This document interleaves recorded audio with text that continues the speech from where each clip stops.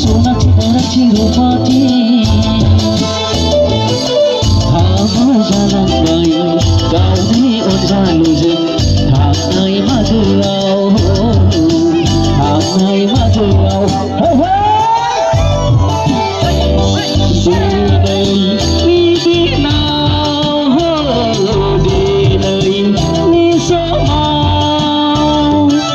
बैसागु बैसागु बोथोर आंनि गोसोआव दिनैनि दिनाव दिनैनि समाव बैसागु बैसागु बोथोर आंनि गोसोआव दिनै जे सानथिफुर गेलेग्रा फोथाराव गुथिखेबनि थाखाय बैसागु फोरबो फालिदों बिनि सोमोन्दै मा फोरमायगोन?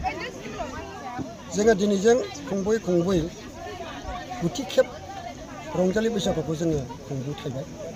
दा जोंहा बाव जोंनि उन्दै उन्दै फरायसुलि फरायसुला आरो लोगोसे हारि माहारिखौ सिबिग्रा आइ आफा रायजो राजा बिथांमोनहा दिनै बे रंजालि बैसागुखौ दिनै खुंबोनानै थोजासे हायाखैब्लाबो जा इसेबां हादों जोङो नैबे फोरबो खुंफुंनि गेजेरजोंनो जोंहा माने फरायनायाव मोसानायाव खननायाव गासिबो बिथिङाव जों हाजासे दावखोनो हायाखैब्लाबो जाखिनि हादों नैबे जोंनि रंजालि बैसागुखौ बे खुंफुं आफाद दानानै खुंबोबाय थानायावसो जोंनि सान्थिफुर गामिनि आरो ओनसोलारिनि फरायसुलि फरायसुला आरो साफ्रोमबो जोंनि रंजाखावरि हारिमु आफाद बिथांमोनाबो जोंनिफ्राय गिदिर थुलुंगा मोनदों।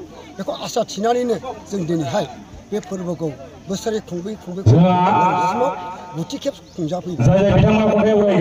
आं दिनैहाय आंनि नैबे जोंनि सान्थिफुर गेवलां फोथाराव दिनै खुंफुं फोरबो हाबाफारि लानायखौ आं बयनिबो हेफाजाब आरो बयनिबो मदद लानानै नैबे हाबाफारिखौ खुंफुंनायाव आं थोजासेबाबो रायजो राजानो हायाखैब्लाबो थोजासे गियान आरो बोसोनखौ हायाब्लाबो आं जाखिनि हादों बिथिङैनो आं आवगायलांगोन आरो इयुनाव जोंनि उन्दै उन्दै गथ'फ्रा जाहाथे जोंनि गेजेराव अलंबार जानानै थायो आं बे मिजिंखौ लानानैनो नैबे जोंनि गेवलां सान्थिफुर गेलेग्रा फोथाराव बे हाबाफारिखौ खुंफुं अराय समनि थाखाय आं थांखि लानानै दङ।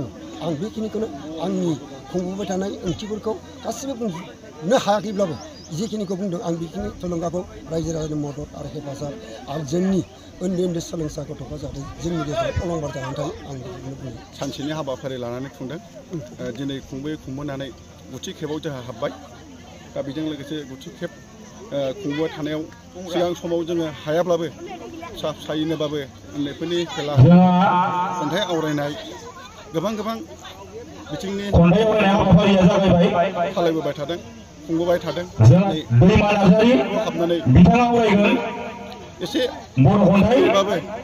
एसे साबसिनै देग्लाय बोसोराव खुंनो हानायखौ नुनानै आं गोसोखौ मोजां मोनदों। बेनि थाखाय आङो